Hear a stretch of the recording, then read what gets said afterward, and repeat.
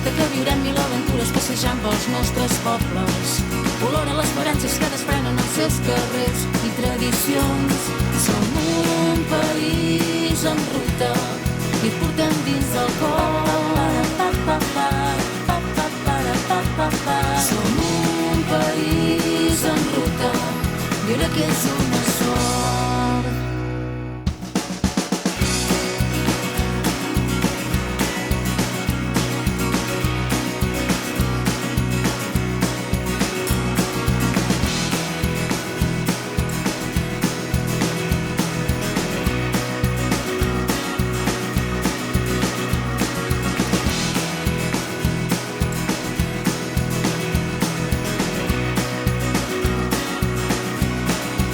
Molt benvinguts. Avui l'equip de País en Ruta es troba a Lloret de Mar, a la comarca de la Selva. Farem camins de ronda, descobrirem el paisatge lloretenc i també el passat històric de la vila. I coneixerem també que Lloret de Mar no només ofereix les seves platges, que té moltes altres coses. Exacte, perquè us acostarem les seves arrels indianes. Home, parlant d'arrels, jo penso en la festa de Santa Cristina, la més popular. Penso també en tradició. Per cert, hi ha una tradició que és la tirada de l'arc, que porta més de 2 segles d'història. Doncs tota l'oferta cultural i d'oci per tota la família també us la presentarem en aquest programa. I gastronomia, Parlarem del peix de roca, de l'arròs de l'art, de la cervesa marina i prendrem un bon vi blanc per acabar el programa. Albert, ja se'ns fa la boca aigua, Doncs sí, ho maridarem també amb un to musical de la mà de les anxovetes, amb unes veus fresques, femenines i amb un cant de taverna que agradarà moltíssim. Bé, doncs País en Ruta obre les seves maletes aquí a Lloret de Mar, a la comarca de la Selva. Comencem?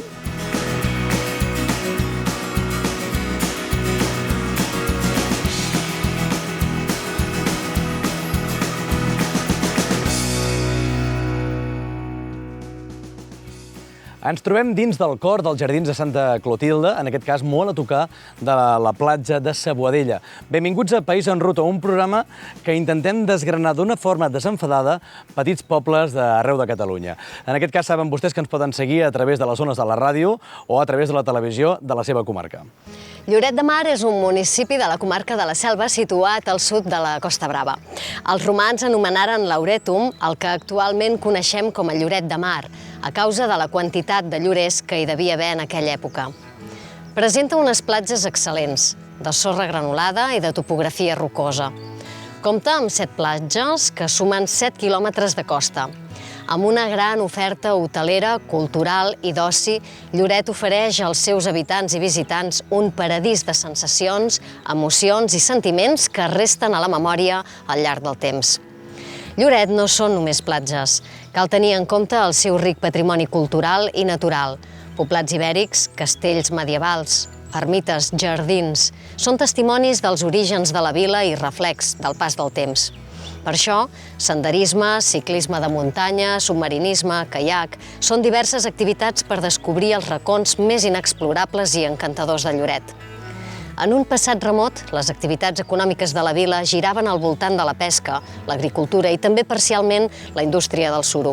Però des de la dècada dels anys 60, el motor principal de l'economia ha estat el turisme, que gaudí d'un gran desenvolupament i que ha convertit Lloret de Mar en el ressort turístic més important de Catalunya. La població de Lloret de Mar compta amb molts monuments transcendentals per la seva història com a municipi. Entre altres hi ha la Dona Marinera, estàtua en honor a les dones lloretenques que esperaven el retorn del vaixell amb els seus marits pescadors. Els primers pobladors de Lloret foren els indigets, una de les tribus dels íbers que habitaven la Catalunya actual. D'aquest passat podem destacar el jaciment del Turó Rodó. La vila actual es formà cap al segle XV al voltant del barri de la Platja, on hi trobem l'església parroquial de Sant Romà. El port de Lloret va esdevenir cada vegada més important i, sobretot, a partir d'obtenir el permís de comerciar amb les colònies americanes. D'aquesta època cal destacar les cases construïdes pels indians quan tornaren d'Amèrica. Malauradament, moltes foren destruïdes pel creixement urbanístic posterior. Encara se'n pot observar una mostra al passeig marítim, on trobem la casa de Can Garriga, on actualment hi ha el Museu Marítim de Lloret de Mar. D'aquesta època també cal destacar el cementiri modernista, on hi ha obres de Puig i Cadafalch, Antoni Maria Gallissà i Suquer i Bonaventura Conill Montoipió. Lloret és una població per descobrir, ja sigui caminant pels carrers, contemplant l'arquitectura o les ruïnes ibèriques, o passejant pels seus camins de ronda. Com va dir el poeta Josep Carner el 1919, Lloret, paradís gentil.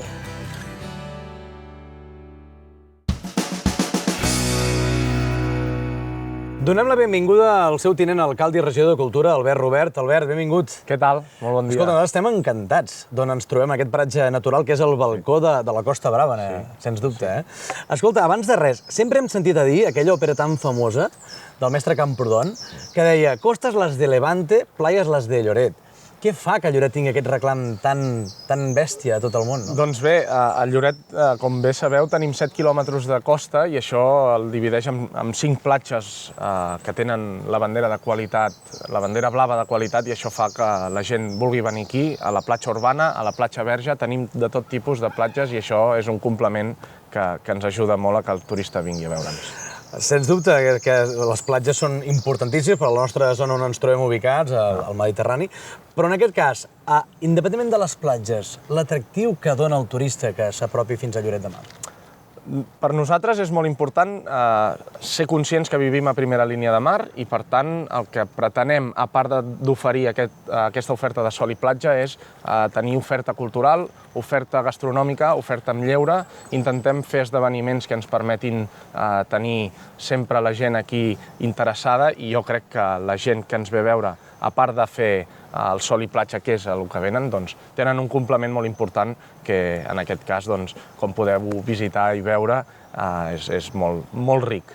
Precisament el fet cultural és el que comencem iniciant aquest País en Ruta, a la zona de Lloret de Mar, on ens trobem ubicats avui tot l'equip del programa. I en aquest cas sento, a part dels ocells, sento una veu que l'Olga em demana pas, i em sembla que està molt a prop nostre. Olga, endavant. Doncs sí, Albert, som aquí al costat vostre, als Jardins de Santa Clotilde, i m'acompanya l'Anna Fuentes, directora de Patrimoni Cultural. Hola, Anna. Hola. Quina és la història d'aquests jardins? Bueno, doncs el Raül Rubiralta, marquès de Rubiralta, tenia la seva promesa interna en una escola de monges d'aquí de Lloret de Mar, que era la Clotilde Rocamora, filla de la burgesia catalana. Ell la venia a veure. Quan la venia a veure va ser quan va conèixer aquest paisatge. Això eren vinyes, eren terrenys de vinyes, i ell va decidir que els compraria per poder fer l'ideal del seu jardí i de la seva casa. I va ser a partir d'aquí, gràcies a la seva dona, a la seva primera dona, Clotilde Rocamora, que va construir aquests jardins, i per això es diuen els Jardins de Santa Clotilde. I què hi trobarem als jardins, si fem un vol? Bueno, doncs als jardins trobarem un paisatge fantàstic, trobarem espècies vegetals mediterrànies i trobarem racons, escultures de diferents tipus que ens donen una mirada al renaixentisme italià. Doncs et sembla que anem a fer un vol i veiem aquestes escultures? Anem. Som-hi.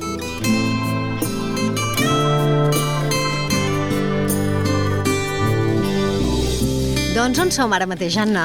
Bueno, doncs ara mateix som en un dels eixos centrals dels jardins. Som a l'eix central, el de l'Escala de les Sirenes, que dona directament al mar Mediterrani. I quina particularitat tenen aquestes sirenes? Bueno, doncs aquestes sirenes són úniques perquè són un encàrrec que va fer el marquès de Rubiralta a una escultora, la Maria Llimona, una escultora modernista. Són fetes en bronze i l'escultora, tot i que estava a l'exili, les fa fabricar en exclusiva per estar situada en el punt estratègic dels Jardins de Santa Clotilde. I per què una sirena? Bueno, doncs aquestes sirenes són éssers mitològics, no? Que sempre han tingut molt d'atractiu perquè el que feien, segons diu la mitologia, cridaven als mariners, eren figures femenines molt atractives, cridaven als mariners, i quan els mariners s'acostaven embadalits per la seva bellesa, després els menjaven. Anna, diuen que hi ha sirenes d'una cua i sirenes de dues cues. No explicarem ara què feia una i què feia l'altra, però aquí també trobem sirenes d'una cua i de dues cues. De dues cues, sirenes amb tortugues, vull dir, sempre tenim el tema mitològic amb el tema mariner. El jardí és un jardí mediterrani i la Mediterrània està present al llarg de tot el jardí. I ens explicaves que hi ha d'altres tipus d'escultures també. Quina és la procedència de les altres escultures? Sí, el marquès era molt aficionat als jardins italians. De fet, ell es va inspirar en els jardins de Boboli per construir aquests, els seus jardins. I el que feia habitualment era anar per Itàlia a veure jardins per inspirar-se i construir els seus, aplicar tècniques noves i aplicar dissenys del Renaixement italià. Llavors el que feia, aprofitava els viatges per comprar escultures en viles o en palaus que estaven en ruïnes a Itàlia, que estaven en venda, ell les comprava i les va instal·lar aquí als jardins, però sempre situades en punts estratègics que miren cap al mar. Cap al mar. I, és a dir, les originals les podem veure? Sí, I estan en bon estat de conservació? Estan en un estat excel·lent de conservació, tot i ser del segle XVII. Són escultures de molt bona manufactura i de marbre blanc, totes de molta qualitat i estan en un estat de conservació perfecte. Doncs et sembla que fem com el Marquès i anem a fer un vol pel jardí a veure el disseny? Sí, segur que us agrada. Vinga, doncs. Vinga, anem.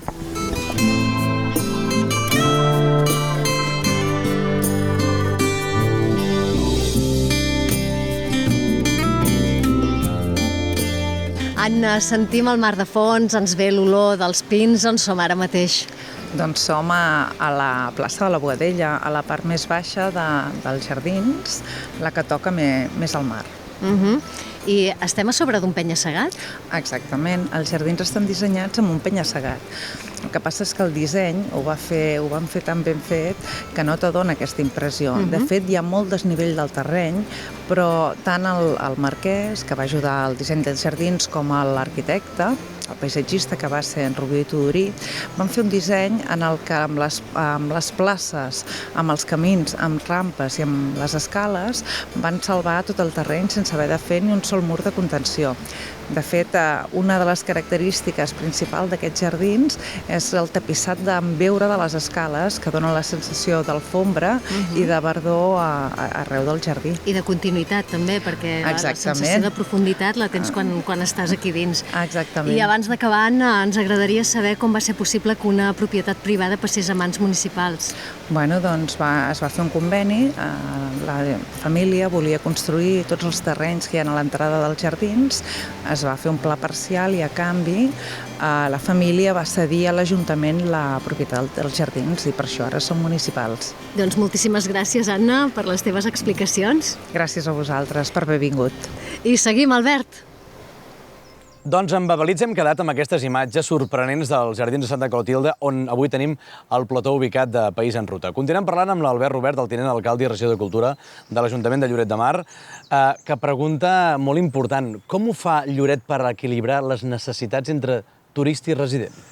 Doncs és una pregunta molt important, com molt bé has dit. Aviam, aquí a Lloret fa 50-60 anys que vivim directe o indirectament del turisme i, per tant, hem hagut d'aprendre a conviure amb el turista i això ho hem hagut de fer perquè és el nostre ingrés principal per poder sobreviure, no? El que fem és molt important per nosaltres, això sí, que el turista tingui un respecte cap a la gent resident de Lloret de Mar i així el resident també té un respecte cap al turista que ens ve a veure i que al final doncs, és la font principal d'ingressos del nostre municipi. Suposo que un dels intents més importants per vosaltres és, en aquest cas, atreure el turista estranger, sí, però el turista, com entenem, nacional, que possiblement gent de Girona, Barcelona, Tarragona o Lleida, possiblement no sap ni que existeix el Jardí de Santa Clotilde, no? És molt probable, i això és una de les coses que nosaltres estem treballant des que estem en l'Ajuntament. Estem intentant fer conèixer el nostre patrimoni cultural, que en tenim molt, i ens interessa molt que la nostra gent, la gent catalana, la gent que viu aquí i que ens visita a Lloret de Mar, doncs visiti el nostre patrimoni.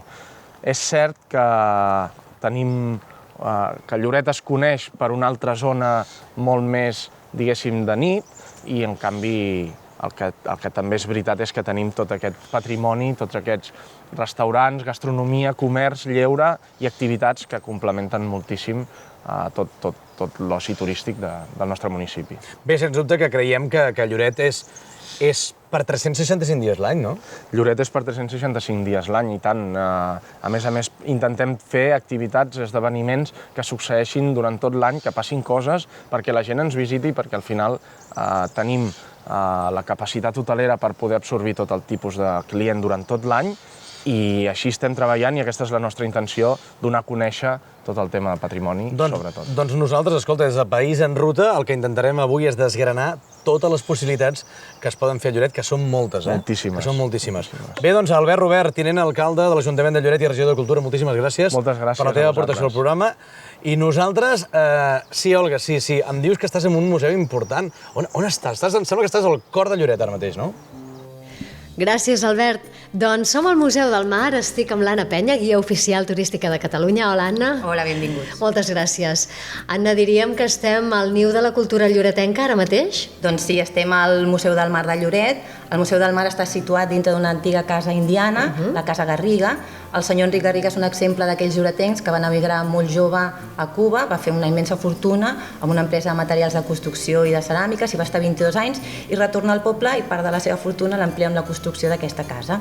Ell es va casar amb la seva cosina i quan ell mor la dona compra la casa del costat, així és que el Museu del Mar ocupa les dues antigues cases indianes. I des de quin any l'Ajuntament va adquirir aquesta propietat? L'Ajuntament la va comprar l'any 1981, primer va ser un petit centre cultural i a partir de l'any 2000 es fa una gran reforma per acollir aquest Museu del Mar. I què hi trobarem aquí dins al museu? Doncs mira, el museu fa un recorregut per tota la història del poble de Lloret, des dels seus inicis, gent dedicada al camp, a la vinya, passant per la pesca, el comerç de cabotatge, la importància de la construcció de vaixells i les drassanes, la migració a Cuba, el retorn d'aquells indianos o americanos i fins a arribar a l'actualitat, que és un poble orientat cap al sector serveis, cap al turisme. I com ho feu per fer arribar tota aquesta informació al gran públic? Doncs tenim dues rutes indianes, una comença aquí al museu i després passa per tot el centre històric per veure el llegat d'aquests indianos i l'altra fa el centre històric i acaba a la Casa Font, que és la Casa Museu d'Indianos que acabem d'inaugurar.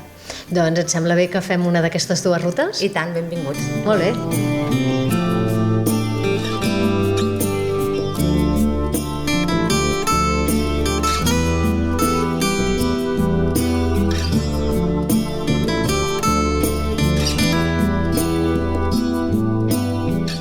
Anna, un dels punts de parada i d'interès d'aquestes rutes indianes són aquestes antigues escoles. Sí, aquest edifici que està tocant a l'església eren unes antigues escoles parroquials, es van construir en l'any 1920, també en aquest estil modernista, i les van pagar amb diners d'aquells americanos, d'aquells que retornaven d'Amèrica.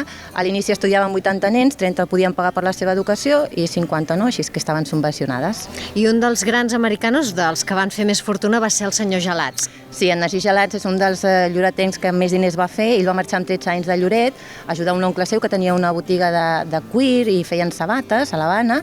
L'oncle es mor, ell hereda la botiga i aquest és l'inici de la seva fortuna. Va tenir tot tipus d'empreses, des de fàbriques de gel, de cervesa, fins a tenir una de les banques més importants a Cuba, que era la banca Gelats. Ell va marxar molt jove i no va retornar. És d'aquells que no van retornar, es va quedar allà a l'Havana.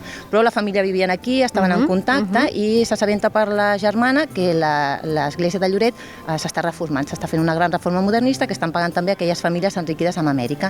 Llavors ell s'ofereix a pagar en exclusiva la construcció i la decoració d'una de les capelles, que és la capella del Santíssim, que és la que potser més identifica en aquest moment l'església de Lloret. Ell enviava tots els diners des de Cuba per pagar en exclusiva la construcció de la capella. Perquè inicialment com era aquesta capella o aquesta església? Mira, l'església, t'ensenyaré unes fotos.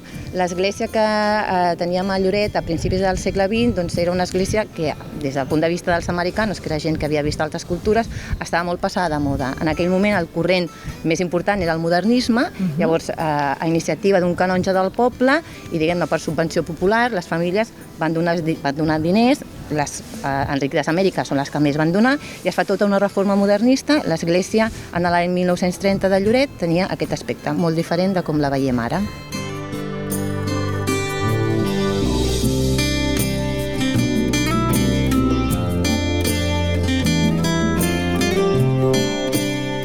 Anna, hem arribat a Can Font, una casa indiana, una casa museu que només es pot visitar amb guia. Sí, tots són visites guiades. És molt interessant això perquè si no vindríem pel nostre propi peu, passaríem la mirada pels objectes i ens perdríem tota la història que hi ha al darrere. Per això és important la figura d'un guia oficial. I venir acompanyat i fer moltes preguntes sobretot, que és el tu a tu. Això és el que ens agrada, els guies que preguntin. Vinga, va, et pregunto, quines estances trobem aquí dins? Doncs mira, a la planta baixa i a la primera planta hem fet una ambientació de com era una casa indiana, des de la sala dels cavallers, on es reunien tenen els hòmens per fer el puro i el cigarro, la cuina com veieu, tenim la sala de música on te sentien el piano, el despatx del conde, el menjador, i a la primera planta l'habitació de matrimoni, l'era infantil, la sala de confiança, que és on es feia missa, i també un dels primers quartos de bany segurament que vam tenir en una casa privada en el poble de Lloret. Caram, i també heu deixat un espai reservat per explicar la relació dels lloretencs amb la cultura indiana. Efectivament, a la segona planta hem fet un espai expositiu per explicar aquesta relació, i en una de les sales hem reproduït inclús una d'aquelles típiques bodegues cubana per explicar què es trobaven els lloretencs quan anaven allà, quin tipus de feina, darrere del taulell, de moltes hores, és a dir, que no només ens en recordem dels que van tornar rics, sinó també d'aquells que no van tenir la fortuna. O que no van tornar, fins i tot. O de que no van tornar. I també en aquesta casa podem trobar alguna excentricitat dels indians? Sí, d'en Nicolau Font n'expliquen moltes. La més coneguda és que quan ell va retornar deia que tenia tants diners que podia pavimentar tot el terra de Sant Pere del Bosc amb monedes d'or, però havia de demanar permís al rei. El rei li va dir que si posava les monedes de cara trepitjarien la cara del rei, no li donava permís. Si les posava de creu trepitjarien l'escut, tampoc no podia permetre, i li donava permís per posar les monedes de canto. Jo suposo que en Nicolau devia calcular quantes monedes de canto necessitava i al final va dir, però posarem ceràmica de València, que ha quedat molt maca. Doncs moltíssimes gràcies, Anna, per totes les teves explicacions. A vosaltres, us convidem a venir per la Fira dels Americanos al mes de juny. Així ho farem. Endavant, Albert.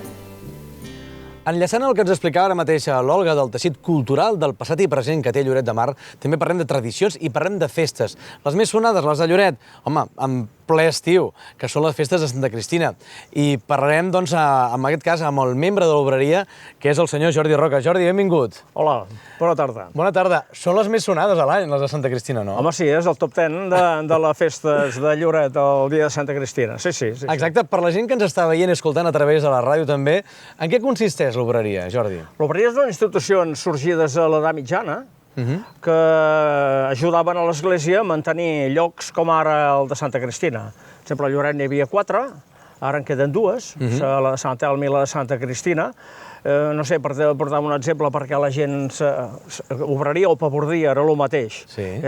Solen ser juntes de 4 laics, més un representant de l'Església, més un representant del poder, de l'Ajuntament, que es dedicaven a cuidar llocs com ara aquest. Per exemple, els pabordes de Sant Joan de les Abadeses són famosos, o els de Moià, unes institucions d'aquest tipus, n'hi ha moltíssimes a Catalunya, i aquesta s'ha mantingut conreant aquesta finca de Lloret.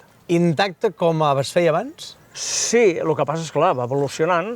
Sí. Les festes han evolucionat, però, de fet, la filosofia és la mateixa, l'essència és la mateixa, se segueix el mateix paràmetre, però adaptant-la al temps. El punt àlgid és el 24 de juliol, en aquest cas, però em sembla que en té constància, que m'han dit uns companys de Lloret, que ja comenceu abans vosaltres. Bueno, aquí n'hi fan moltíssimes d'activitats, vull dir, n'hi ha 2 de festes clàssiques, que és la dels perdons, que és el segon diumenge de Quaresma. És un aplec d'aquests típics d'ermita, no? Que abans es feia per demanar perdó enmig de la Quaresma, perquè la gent devia fer molts de pecats. Ara no se'n fan tants. Llavors, el punt àlgid és Santa Cristina, que el dia de Santa Cristina, sí, llavors s'hi fan, ara mateix el mes de maig farà el plec de la Sardana, hi fem tot un cicle de concerts a l'estiu, perquè és un lloc tranquil, Lloret és un poble molt begut a l'estiu, ja ho sabeu vosaltres, i llavors quan arriba els vespres d'estiu, els divendres d'agost, fem un cicle de concerts i s'hi fan moltes més activitats, no solament això, sinó fan d'altres activitats. D'altres activitats, com tu molt bé deies, parlem de la processó, que per cert, originalment tots sabem que una processó es fa al mar, però tinc entès que durant un temps es va prohibir per fer al mar. Per què, tot això? Es veu que hi va haver un bisbe que a Girona, al clero, no els agradava que es fes una processó per mar, perquè suposo que els devia semblar, no sé, molt volàtil, no? Una processó que estaven acostumats a passejar pels carrers, no? Però es va tornar a recuperar per mar. I es continua fent per mar, tot i l'evolució que ha fet la societat, la religió, tot plegat, es continua fent, i és una festa que s'hi ha involucrat el jovent a través de la processó amb els llaguts i amb el ball de plaça. Tot això és cosa del jovent, i s'hi ha involucrat el jovent, i això ha donat molta empenta, també ha donat un plus d'empenta a Santa Cristina en aquests temps moderns. Totalment. I aquest tipus de ball que comentes, quin tipus de ball és? És regional de la zona? És tradicional de Santa Cristina. Aquestes 4 persones que hem dit es dedicaven a lo que és a l'estructura, l'ermita i totes les seves necessitats. I llavors hi havia 4 dones que es dedicaven a tenir l'ermita a punt pel culte, que és el cas del que passa aquí a Santa Cristina. Llavors, com hi havia el relleu, es feia una dansa que era un ball del ciri, que deien. Els homes portaven una gerra amb aigua perfumada per fumar la noia i les noies portaven un ciri que el donaven a la persona que entrava, fos noia, fos home, no? Perquè l'obreria de Santa Cristina, almenys, és una d'aquelles institucions que encara conserva una de les bones costums que s'hauria d'aprendre en aquest país, i a molts països ja es fa, de que 2 legislatures als obrers i prou. 2 legislatures de 4 anys i prou, no es repeteix aquí. Sempre s'innova. Sempre s'innova. Molt bé, el temps se'ns escapa, però deixa'm dir-te una pregunta. El tema dels llaüts, que també n'he sentit molt a parlar, el tema dels llaüts, que s'ha recuperat amb l'antic motlle del que es feien abans. Qui va ser que ho va recuperar? Mira, els llaguts, aquí hi havia uns llaguts tradicionals que eren per la pesca, solia ser arran de platja, perquè per anar a pesques de fora, que en diem aquí, o sigui, a mar oberta, es feien servir la vela llatina, i aquests anaven a rems. La processó, en principi, la portaven els llaguts dels gremis de Lloret, els fusters, els tapets, tots aquests gremis, i cada un anava amb un llagut, amb una bandera, que són les banderes que encara hi ha a l'ermita de Santa Cristina. Llavors, quan arribaven aproximadament a l'indret de Fanals, que es veu Sant Pere del Bosc, que és la Mare de Déu de Gràcia, ja cantaven la salve i feien una regata fins a la platja, veient qui arribava primer. El que arribava primer, llavors, tenien un xai. Els hi tocava un xai. Ara és el prurito d'haver arribat primer i prou. Ens ha encantat. Per més informació que la gent vulgui saber sobre el tema de l'obreria, teniu alguna pàgina web o a la mateixa pàgina web de l'Ajuntament? No, hi ha una pàgina específica, Obreria de Santa Cristina, allà els hi sortirà la nostra pàgina. Doncs perfecte. Jordi Roca, membre de l'Obreria de Santa Cristina, moltíssimes gràcies per acompanyar-nos. Gràcies a vosaltres. Moltes gràcies. Merci.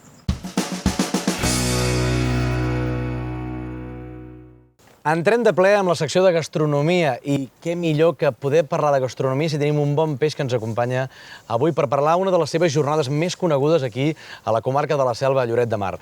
Donem la benvinguda al seu xef, el senyor Jordi Garriga, que és també propietari del restaurant Mas Romeu. Jordi, benvingut. Gràcies. Ens has portat aquí una parada estupenda. Hem barrejat entre panegals, serrans, aranyes i molts peixos més de la costa. I tot això per què? Perquè crec que ens has d'explicar una tirada de l'art, és una frase molt especial que hem sentit molt i m'has d'explicar de què va això. Bé, doncs la tirada de l'art és una manera de pescar de fa un parell de segles, que era la manera de subsistir, diguéssim. Llavors a Lloret la gent era tota pobra pràcticament, i llavors era una manera de subsistir. Això, l'art, diguéssim, consistia en unes barques que anaven a calar aquesta xarxa i llavors tota la gent que hi col·laborava anava a la platja a estirar aquest art fins a arribar a portar tot aquest peix a la platja. I llavors es feia el reparto i... Era una mena d'arrossegament... Això mateix, sí. Amb tota la gent del poble suposo que participava, no? Perquè era per menjar a l'hivern tothom, no? Sí, tant. En aquest cas s'ha convertit en un dels pilars importants també de Lloret a l'hora d'atraure gent per fer tornar a recordar aquesta tirada de l'art. Sí, perquè, d'alguna manera van voler que se sapigués tota aquesta manera de pescar i les tradicions del poble i tot així. I llavors, jo quan vaig posar el restaurant aquí a Lloret, vaig tenir la sort de conèixer un escriptor d'aquí a Lloret que es deia Esteve Fàbregas, que ja ha desaparegut, i d'alguna manera em va dir, m'agradaria que posessis en la teva carta i així ressorgir un arròs que el feien amb tot el que es havia tret un cop havien fet el reparto, les peces que havien escollit per ells, feien un arròs en tot aquest tipus de peix, ja siguin pagells, sèpies... Peix de roca, peix de sorra, una mica de tot, no? Sí, una mica de tot. El que és una mica la llibertat creativa que se li vulgui posar. Això mateix. Perquè d'aquí neix, Jordi, una cosa és la tirada de l'art I l'altre és la gastronomia en tema de l'arròs de l'art, no? Són dues coses totalment diferents que es fan en èpoques diferents de l'any, no? Sí, això sí. Es fan diferents perquè fem les jornades en el mes de maig, les jornades de l'arròs, i aquí és on hi vam introduir l'arròs de l'art, pròpiament dit, que és el típic que feien aquests mariners que deia, i llavors en el mes d'octubre fem unes jornades que tot el col·lectiu de restaurants, pràcticament tots els restaurants de Lloret, cadascú fa les seves receptes i sempre això, que la matèria primera sigui peix d'aquí de la costa, doncs. I en quant a les jornades de l'arròs, tothom fa el seu arròs creatiu, però sempre hi ha algun restaurant, en aquest cas el nostre aquest any el tornarà a fer, s'hi posa aquest arròs típic, que és l'arròs de l'art, també. Doncs fantàstiques jornades, Jordi, les que la gent pot trobar a través de la pàgina web de lloretdemar.org. Molt bé, doncs escolta, t'agraden els reptes, Jordi? Sí, tant. Molt bé, escolta, és que ens has portat aquest peix de roca tan fantàstic i tenim aquestes vistes meravelloses des del mirador on estem en aquests moments del Jardí de Santa Clotilde, que et proposo un repte de tastar un bon vi. Et sembla bé? Perfecte. Sí? Doncs diem a les nostres companyes que entrin, sisplau, la Mari i la Camila, perquè, bé, tenim un vi especial, per gentilesa de Grau Online, ens serveix un vi que, a més, escolta, Jordi, l'ha fet en conseqüència del 50è aniversari de les Havaneres de Calella de Palafrugell, i en aquest cas és un vi de D.O. d'Oliveda, en aquest cas que podríem fer un brindis, si et sembla bé. Sí? És un vi molt acurat per a aquests peixos. Perfecte, gràcies. Perdó, m'he servit jo primer. No passa res, encantat. Fantàstic. Gràcies. Doncs gràcies, noies, gràcies, Marc, gràcies, Camila. Bé, acabem un bon brindis. Jordi, moltíssimes gràcies, xef del restaurant Mar Romeu i propietari. Per molts anys puguem continuar aquesta tirada de l'art. Salut. Salut. Albert, hem deixat el cotxe just al final del passeig marítim, hem fet una caminadeta molt suau, molt breu i hem pujat fins al Turó Rodó. Aquí ens trobem amb en Jordi Morer, arqueòleg. Hola, Jordi. Hola. Què tal, com estàs? Bé. En Jordi treballant amb la reconstrucció d'aquesta casa ibèrica. Jordi, si pugem fins al Turó Rodó, què hi veurem? Bé, el Turó Rodó està situat, ja veieu, a la punta d'aquest passeig marítim de Lloret, on comença el camí de ronda, i amb unes vistes increïbles. El Turó Rodó és un poblat del segle II abans de Crist, que seria de l'època ibèrica, del moment final de l'època ibèrica, que és quan els ibers conviuen amb els romans. Aquí un referent molt bo seria la vida de Brian o l'Astèrix i l'Obèlix, que són pobles anteriors a Roma, els pobles preromans, però que fins i tot conviuen políticament amb l'època romana. El Turó Rodó, la característica que té que és una muralla de tanca, que tanca pel cantó de península, que junta amb la terra, i adossada en aquesta muralla hi trobaríem un total de 10 cases dividides en dues estances, un rebedor, diguem-ne, que seria l'àrea de treball, i l'estança posterior, que és la rectangular més gran, que seria l'àrea on ells viurien i farien la major part de les escenes quotidianes. I ara mateix esteu reconstruint una d'aquestes vivendes. Exacte, perquè aquí ho sento, tots els projectes tenen nom i cognom, en aquest cas seria l'Anna Fuentes, que és la responsable... Que l'hem tingut també amb nosaltres. Perfecte, ja l'heu coneguda, la responsable de patrimoni, que va apostar per reconstruir una casa ibèrica. I aquí, per sort, es va optar per la reconstrucció mitjançant les tècniques de l'arqueologia experimental, que és emprant els mateixos materials i les mateixes tècniques que coneixem o que pensem que coneixem sobre els hiverns. Doncs explica'ns quin és el procés o quines parts són les que... com aneu construint aquesta casa, vaja. Bé, l'arquitectura ibèrica és, per excel·lència, l'inici de l'arquitectura mediterrània. És l'arquitectura en fang, que es diu, que trobem a tot el nord d'Àfrica, a les illes mediterrànies, a Eivissa, a Mallorca, al Llevant, que és l'arquitectura en fang. Els ingredients són aquests 4 ingredients: la pedra, la terra, la calç i elements vegetals, la fusta, la palla, la fusta. Aquests 4 ingredients, ells fan tota la casa. L'arquitectura ibèrica consta bàsicament d'aquests 4 ingredients. Fan el sòcol de pedra per evitar les humitats en cas de pluja, que la paret no es caigui, per no construir a sobre directament en fang. Sobre del sòcol de pedra El que es veurà ja seria l'alçat amb tubots, les toves, que és allò típic d'ara en Setmana Santa, ho posaran, no? Que és les pel·lícules de Moisès, com van pastant el fang barrejat amb palla, el fiquen en uns motllos i el deixen assecar al sol i ja tenen fet el totxo. La diferència amb el totxo és que el totxo s'ha cuit al forn, en canvi el tubot s'ha assecat al sol.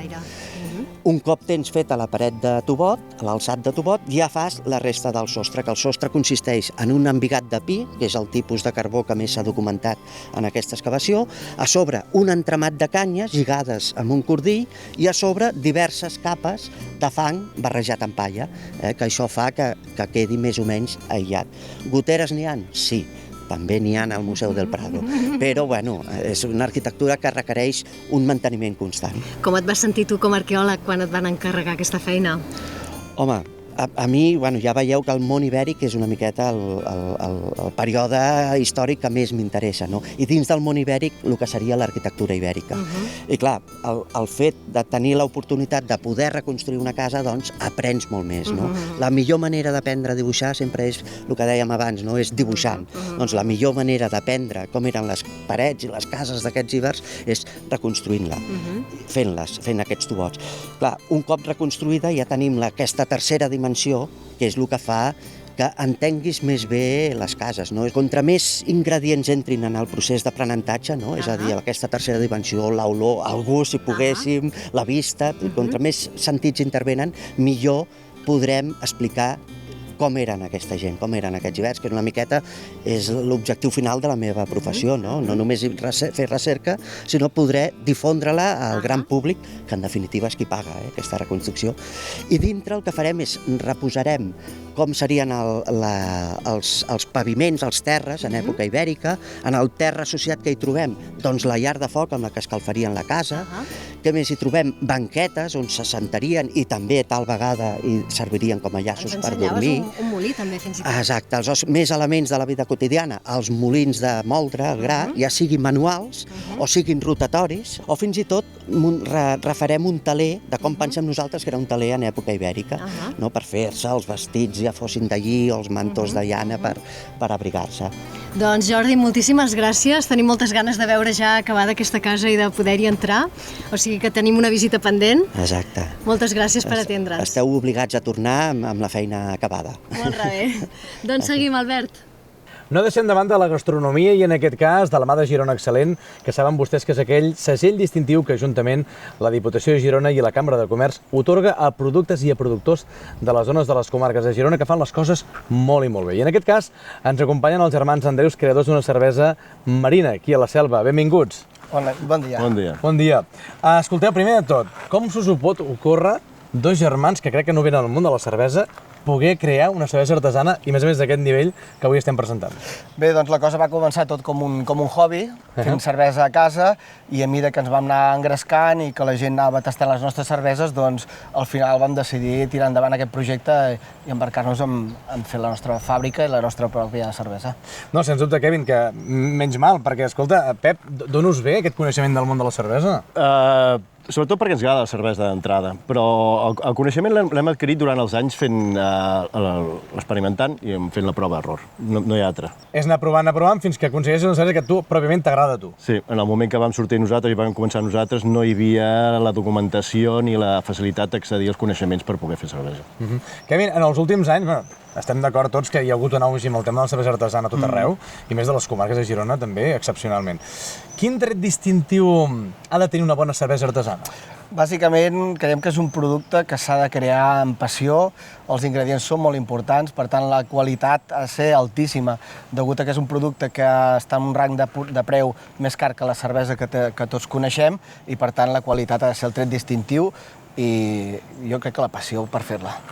Aquesta passió que comentes, la gent que ens està veient de casa o ens està escoltant a través de la ràdio, es deu preguntar, sí, però jo provo moltes cerveses, però no li sé trobar el que, per exemple, perquè nosaltres puguem determinar com és una bona cervesa, com l'hem de tastar? No sé, Pep, què és el tret distintiu que diguis, mira, heu de notar aquest sabor o aquest altre? Bueno, les pautes per tastar-la, bàsicament, és primer mirar-li el color, olorar-la i saborejar-la. els sabors que hi ha en una cervesa artesana, el ventall de sabors que hi ha en una cervesa artesana no els pots trobar en un altre tipus de cervesa. Les qualitats organolèptiques, l'aroma, el gust, no pots trobar-ho en un altre tipus de cervesa, només amb la cervesa artesana. Bé, ens heu portat una mica la vostra representació, que per cert, n'hi ha una que va guanyar el Premi Girona Excel·lent, em sembla que és la Costa Brava, no? Correcte, la Costa Brava és aquesta, que a més també va guanyar el Premi de Medalla d'Or al Barcelona Beer Challenge, que és una competició de Barcelona, i estem molt contents. Quina varietat podem trobar, Pep, del que ens heu portat, per exemple? Bueno, varietat, tenim un ventall molt ampli, des de cerveses que ens caracteritzen bàsicament pel tractament que nosaltres fem amb un ingredient que és el llúpol, com a cerveses tan especials com unes fetes amb most de vi i fermentades amb el llavet del cava, i ara últimament hem tret una de les primeres cerveses del món feta en plàncton. Carai. També em consta que no pareu de voltar fires i reconeixements i premis, no? Suposo que esteu superorgullosos, no?, d'aquests reconeixements que esteu rebent últimament. Sí, la veritat és que sí, estem contents, estem exportant a altres països, Estats Units, Anglaterra, Itàlia, Bèlgica, Alemanya. La veritat que és un reconeixement a la bona feina i aquesta passió que darrere hi ha moltes hores de dedicació, no?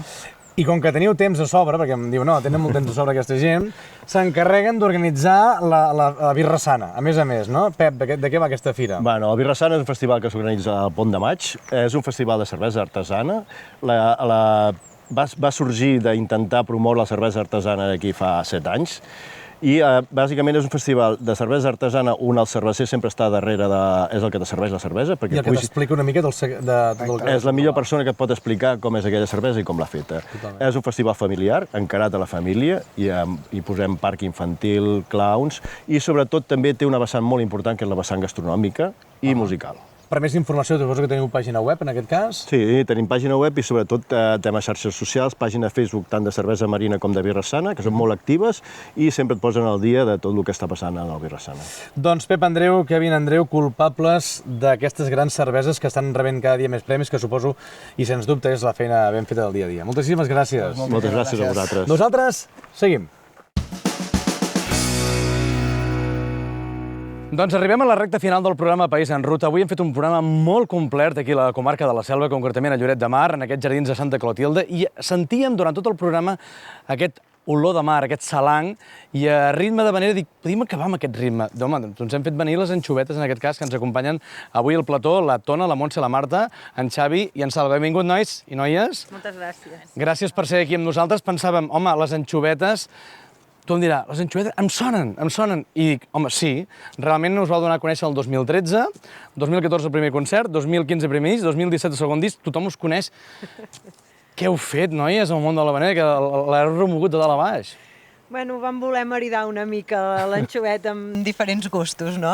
I res, vam voler fer un tipus d'habanera molt sincera, que ens sortís de dins. No vam anar a buscar res concret, senzillament vam agafar l'habanera, la vam fer a la nostra manera i així hem anat creixent en diferents sentits. Sens dubte, perquè en el món de l'habanera, encara al segle XXI, encara diuen, els habaneres cantaven els homes, però les dones cada vegada teniu un paper més important, i això suposo que és un mèrit de vosaltres que esteu donant a conèixer habaneres, a més, noves, no? Bueno, nosaltres sempre ens agrada dir que de dones que cantaven habaneres ja n'hi havia. Va haver-hi les Algues, que van ser un grup que es va fundar el 1985. Passa que no va tenir més durada. De dones sempre n'hi ha hagut, hi ha la Neus Mar, la Sílvia Pérez Cruz també en canta habaneres, però de grups així a tres veus en femení no n'hi havia. I a nosaltres també ens agrada escriure, ens agrada composar cançons i de mica en mica hi anem posant, anem afegint. La pregunta que jo faria, en aquest cas, Montse, aviam, d'on us surt l'arrel marinera del salang aquest de l'habanera? Perquè vosaltres em sembla que sou de Girona, no?, a més a més. Però ens agrada molt la platja. Està bé això, està bé. Ens agrada el sol, el Mediterrani, no? Allò, les olivetes, la cerveseta... I la música. I la música, per sobre de tot. Res, jo crec que d'aquí ens ve també. Bé, recent treball acabat de sortir del forn, com aquell que diu, fa poques setmanes. Sal? En Sal. En Sal, no? Què ens presenta aquest disc? Què hi trobarem? Ve ser una mica un disc continuista del primer, amb habaneres, un tema propi, com en el primer disc, sempre fem de moment un tema propi per disc, alguna sardana, tot des d'aquesta manera de fer que et deia abans, de la nostra personalitat, i volem destacar aquest tema propi, que és un tema de la Marta, que es diu El viatge, i això, i amb ganes de continuar fent temes propis, com deia. Fantàstic, si us volem trobar a xarxes socials, suposo a Dojo, a les Anxovetes... Això la Marta us ho explicarà. Marta, com va ser de les xarxes socials, va? Ui, tenim moltes coses a les xarxes i som, ens agrada molt que ens pesquin, i llavors tenim una pàgina web que és lesanxovetes.cat i en allà, important, la pestanya de l'agenda, i així hi ha l'agenda de concerts. Després també tenim Facebook, que és facebook.com/lesanxovetes, tenim un Twitter, que és @lesanxovetes, Instagram també, que és @lesanxovetes. Sí, anxovetes hi trobaran segur, us localitzaran. Sí.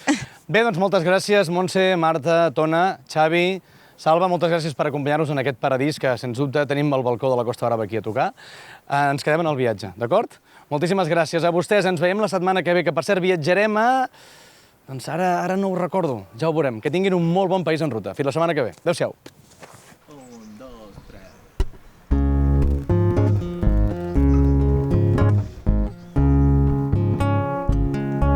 Des de l'espigó, el cor amatent teixia trajectes infinits per un mar de temps. Bevia records d'amors afallits i onades immenses de tresors guardats dins el pit. Nadava entre rojos, coralls i en platges escollides a l'atzar. Traçava camins amb els peus que l'aigua esborrava rere seu. Des de l'espigó, el cor navegant frisava per ser un plec de llençol d'aquell desert blau. Cantar als horitzons, gronxar-se les nits, llepar-se la sal clavada al cos i l'aigua dels dits. Nadava entre rojos, coralls i en platges escollides a l'atzar. Traçava camins amb els peus que l'aigua esborrava rere seu. Des de l'espigó, la brúixola al cor agafa embranzida i amb un salt se'n va fins al fons. Agafa embranzida i amb un salt se'n va fins al fons. Agafa embranzida i amb un salt se'n va fins al fons.